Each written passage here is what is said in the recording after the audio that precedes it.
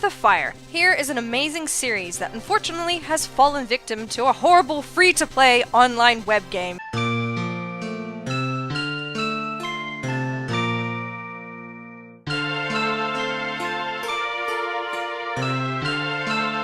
That has, ultimately, murdered any chance of the series being continued. Not that I was expecting anything to further the series. For this game analysis series, there's a great deal of interesting points, so I'll write them out here so we can see what will be addressed in this video. It starts with, number 1, the world setup, a brief history. Number 2, themes. Number 3, theories and connections. Number 4, fun facts. Not all future videos will follow the same guidelines, as some have varying degrees of continuity and different themes to touch on. So let's get going with this episode. For those of you who don't know what the Breath of Fire series is, let me give you a brief-ish history. Remember, this is a very brief history of each game. I know I'm missing out tons of important plot points and character developments, but I don't want to spoil an entire series, nor do I want to talk for several hours. The first Breath of Fire game came out in 1993 on the Super Nintendo, followed by subsequent releases on other platforms, and is a Japanese role-playing game about dragons, in the simplest terms, and this will continue to be the main plot point of all subsequent games. The story takes place in an unnamed world roughly set in medieval times that has humans and a bunch of clans belonging to anthropomorphic animals that make up a huge, unique cast of characters with horribly translated names. There are 2 dragon clans, the Dark Dragon Clan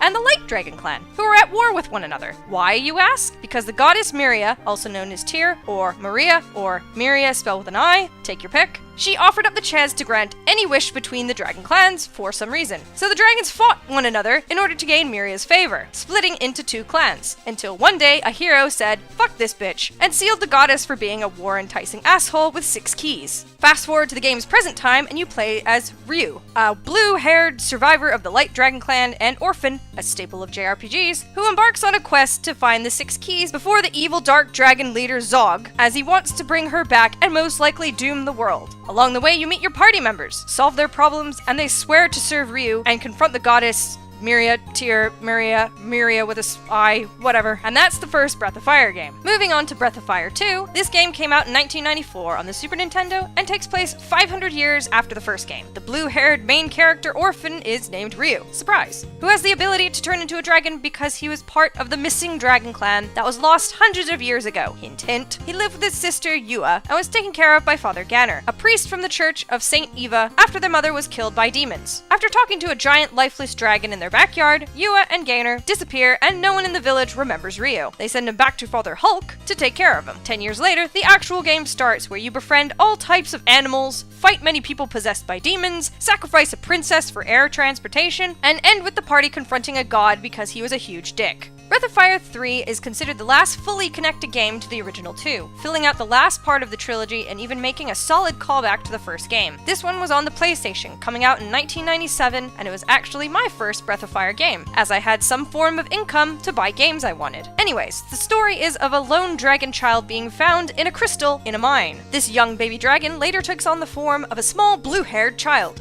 named Rukh.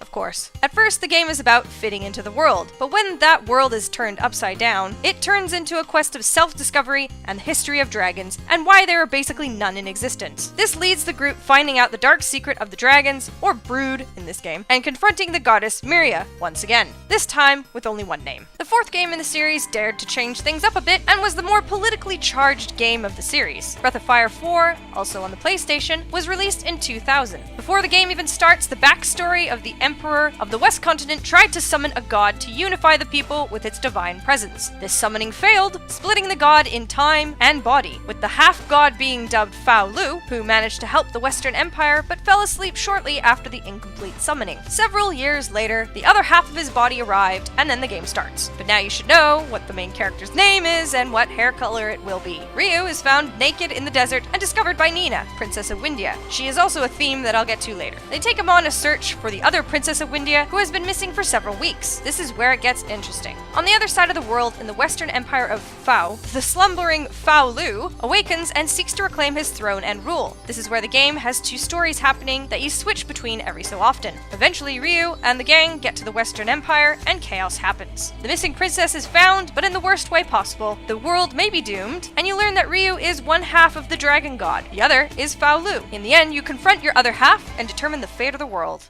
The series keeps going with the trend of moving away from the traditional storyline, and we end up with Breath of Fire 5 Dragon Quarter for PlayStation 2. Released in 2003, this game takes place underground, where the whole world above is a wasteland unfit for life. The game takes on a very basic representation of class by having the lower class in the bottom depths of the underground, and the higher class is near the top of it, where the air is cleaner. You find a unique little girl named Nina who needs clean air. So, of course, you're going to climb up higher and higher, confronting assholes along the way, and discover your true dragon potential and destroy your former friend, shithead rival, before reaching the entrance to the surface world, revealing the most obvious plot twist imaginable. The history stayed fairly traditional, but like many long-running JRPG series, things change with the times, and it can either be a great choice or a stupid choice. It's clear I didn't really like Breath of Fire 5, and 4 isn't even high up there either. Even though the first 3 were essentially the same types of plot and game, they were different enough to bring forth a familiar yet new experience. Now we're on to themes. Ideas that reoccur within the game, or ones that are infused throughout the whole series, so let's point out the obvious ones.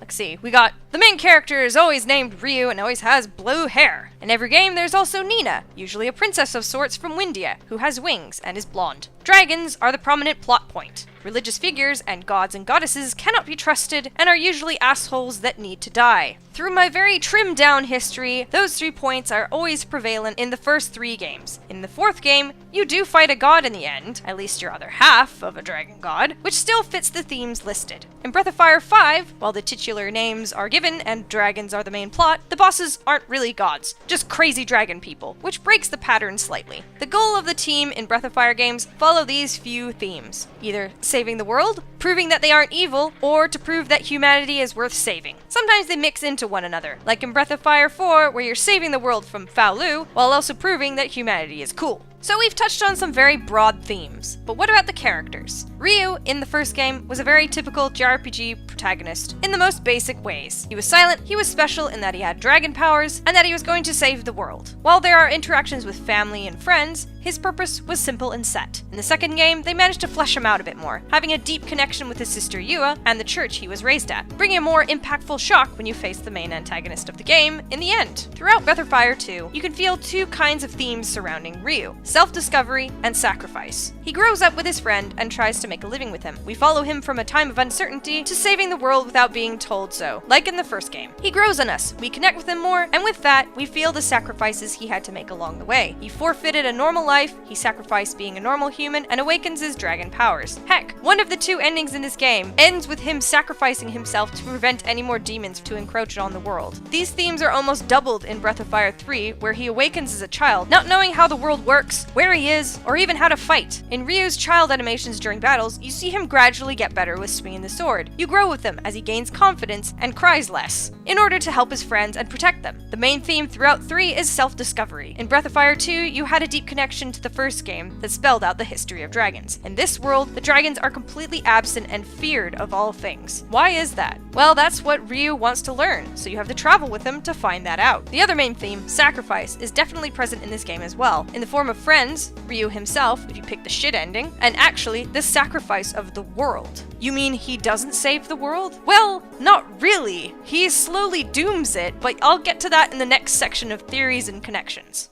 So what happens in 4? Well, I mentioned that you find a naked, amnesiac Ryu, so self-discovery it is. Or is it? As the player, you're already tipped off that the god summoning failed, and that the arrival of the other half-god would happen, so it's obviously Ryu. Even then, does the character try and discover who he is? To a degree. This game is heavily focused on the other characters and their problems, overshadowing the main character at times. I found it was more focused on Nina than Ryu this time around, but it has been a while since I have sat down and played through 4. With the introduction of a dual storyline switching from Ryu to Paolucci, all self-discovery is kind of dampened to the point where the player knows everything that's happening and nothing is too shocking. You still experience horrible sacrifices and everything, with Ryu sacrificing his god powers in the end, but nothing feels as deep as the previous games.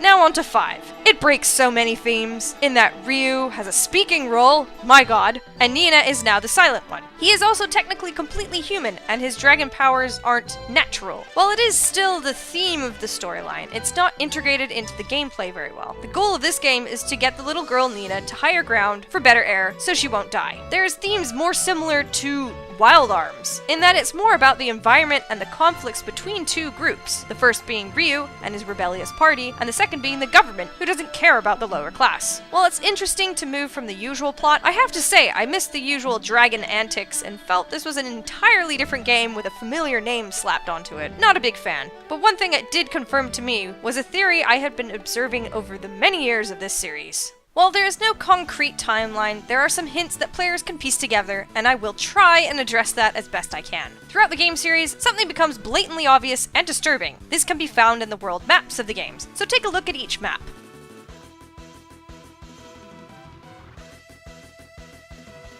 Notice anything? Well, throughout my time playing these games, I've noticed that the appearance of more deserts was a problem. In 1, there are several parts of desert with the presence of Myria in the world. In 2, there aren't as many, but hey, just wait for 3. In 3, there's an entire ocean that is preventing the spread of the Desert of Death from expanding into the world. And guess what you do in 3? You kill Myria and allow the desert to spread, possibly dooming humanity. Now in 4, there are lots of deserts. It's basically the entire game. This could place 4 in the future of 3, although there are arguments against this, but bear with me for now. So 4 is the result of the Desert of Death expanding. What happens in 5? Humanity must move underground to escape from the wasteland. So did your actions in 3 actually trigger this setting in 5? It's possible. Now the timeline of Breath of Fire is pretty straightforward, save for 2 entries, and that is Breath of Fire 4 and 5. While it fits the desert expansion timeline I outlined, it doesn't with several other facts that these two could actually be prequels. That or alternate universes, but I don't like that kind of cheap thinking. So what evidence is provided? In 5, there's a lack of gods, or endless, another term for them. But there is the inkling of dragons existing, albeit through unnatural methods. That, and your other companion Lyn, shows early signs of Warren Clan in the later Breath of Fire games. The Warren Clan being cat-like people who are distinguishable by cattails, fuzzy ears, and stripe markings on their body.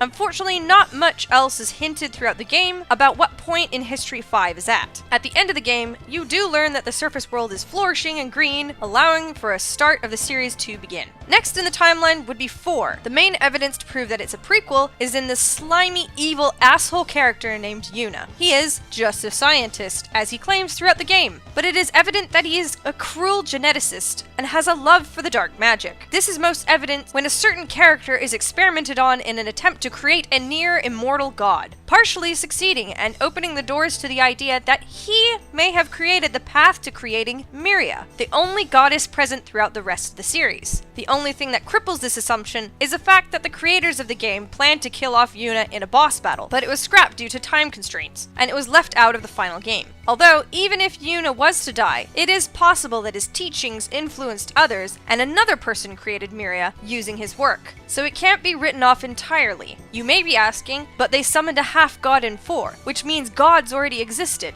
Thus, Myria could already exist. Yes, that is possible, but it is also possible that Ryu and Paolucci are demons, and not dragons or gods. Their neutral dragon form sure depicts more of a traditionally demon-esque form rather than a dragon, in my personal opinion. And demons are more common throughout the Breath of Fire series, rather than dragons, and definitely gods. This could mean that Myria is a demon from that theory, which is possible, but there are so many small variations, and I'm trying to lock down the most logical story path out of all of them. Another small piece of evidence to add that 4 is a prequel theory has to do with Nina and the Wing Clan. In Breath of Fire 1, the Wing Clan people can transform into giant birds at will and revert back with no problems. In 2, due to the Wing Clan marrying outside the clan, the ability to transform into a giant bird is a one-off thing, where the person can become a giant bird at the cost of their humanity, as shown in the game's plot. Fast forward to 3 and look at Nina's wings now. They're tiny things and hold no special abilities. They are there for decoration. Hell, her parents don't even show any wings. So as we can assume from these 3 games, the Wing Clan are gradually losing their wings and ability to fly. In Breath of Fire 4, Nina still holds the ability to fly. Well, kind of hover in one place and go up a bit in the air. But the main plot point is that all Windians have wings, when in 3, none did. If 4 was placed at the end of the timeline, would the Wing Clan be able to fly still or have wings? Seems unlikely. So we're looking at this timeline. Breath of Fire 5 was first. Breath of Fire 4 was next, then 1, then 2, then 3. However, 4 could be placed at the end of the timeline if the desert theory is of any worth with the lack of gods, goddesses, and the only presence of dragons is through a botched summoning. At the end of 3, it should be noted that almost all dragons have been wiped out of existence, so the lack of dragons makes sense. But I will have to leave that up to the fans to decide. Personally, I like seeing 4 at the end of the timeline. So as you can see, theories and timelines can be messy. So how about some solid connections throughout the series? Like the characters. The characters, while Ryu and Nina seem very similar to each other and their predecessors, are all different people, usually direct descendants, some of which are mentioned in the games themselves. There is a theory that Ryu and Nina in the first game get together, which causes the depletion of the giant bird transformation from marrying outside of the clan, but I don't buy it as the ending showed a mutual separation of the group to better the world. So while they're connected through name and appearance alone, there isn't much else that brings these characters together. One character, however, that deserves a massive mention is Deus, the character who appears in every Breath of Fire game except 5. As the same person. She is a mage character with a snake body, occupying her lower half, resembling a naga. She appears in the first game as a playable character, who is heavily hinted to be the hero that sealed Miria away before the start of the game. In the second game, she is an optional party member and is unchanged after hundreds of years from the previous game, hinting that she is possibly immortal and an endless. In Breath of Fire 3, she is found sealed in a temple that sits above the dragon or brood graveyard. She acts as a master in that game, allowing characters to learn powerful spells. Shockingly in 3, it is revealed that Deus has connections to Miria that touch back to the first game. At the end of the game, when Miria is awaiting her eventual death as the building around her collapses, Deus makes an appearance and calls her sister. While their connections to one another is strong, there is some underlying facts that make it even more dark and personal. So Deus is the hero that sealed away Miria the first time. We know this, but now we know she is also an endless and is very powerful. So what's there preventing a theory to say Deus created the 6 keys to seal her sister? One of the spirits that guarded one of the goddess keys actually apologizes to Deus in the first game for failing to protect the key when the Dark Dragon clan are forcefully collecting them. Throughout the game, we know Deus to be an arrogant magic user, which helps fuel the fire that her character would have the nerve to create keys to seal her sister. So how does their relationship go from Deus sealing her sister to Deus being sealed herself? Well, in Breath of Fire 2, you fight Miria's offspring that has the ability to never stay permanently dead. This hints that it is possible that Miria holds the same ability, and that her return is inescapable. After being beaten by the Dragon Clan and sealed by Deus, it's understandable that she might be a little pissed off. So what did she do in return? She sealed Deus herself and murdered all of the dragons in the world, pitting the dragons as dangerous, evil beings and creating her own servants to exterminate them. There is a Deus in 4 who has no physical body and inhabits an empty shell of armor called Urshan. Now, depending on what timeline you believe in, this could be the beginning of Deus in the new world that leads to Breath of Fire 1. Or it could be Deus's remains from 3 as she perished with Miria as the building collapsed around them. Perhaps her body is dead, but her spirit is immortal. It can work both ways. Though you might be asking, if Deus was in 4 as a prequel, then the creation of Endless wasn't Yuna's doing. That there were gods all along. Yes, but who provided her with an undying body? Think about that for a bit. To wrap things up, there will be a few fun facts within the Breath of Fire series. These can be anything from cool facts to translation blunders. They will be quick and to the point. So here we go. There are so many name translation changes, it's not even funny. Mainly for the first 2 games. So here we go. Starting with Breath of Fire 1. Bow is called Gilliam in Japanese. Karn is called Dank. Gobi is called Manillo. Ox is called Builder. Now on to Breath of Fire 2 names. Bow is called Bochi Doggy. Cat is called Rinpu Chuan. Jean is called Ekeru Hopi de Pe Tapeta. Holy shit. Spar is called Asparagus. Asparagus. In Breath of Fire 3, Gar is called Garland. It was shortened due to the character limit. Peko is called Pecoros. Sias from 4 in the English translation had a stutter. In the Japanese version, he was actually an alcoholic and his speech was changed to a stutter due to censorship issues. Now here's the worst one. In 3, you are given directions to traverse the annoying Desert of Death minigame. Depending on the version of the game you have, there is a mistranslation of the directions. Some say east, when it should say west for some of the instructions, which fucks up the entire journey. I thought you said Weast! Wheezed? What kind of compass are you reading, lad? So, I hope you enjoyed this series analysis, and I'm sure I missed a ton of stuff, but I tried to make it as compact as possible. If there are any questions or things you'd like to discuss, please put them in the comments section, or visit my Facebook page, that I sometimes will look at. Thank you, and see you later.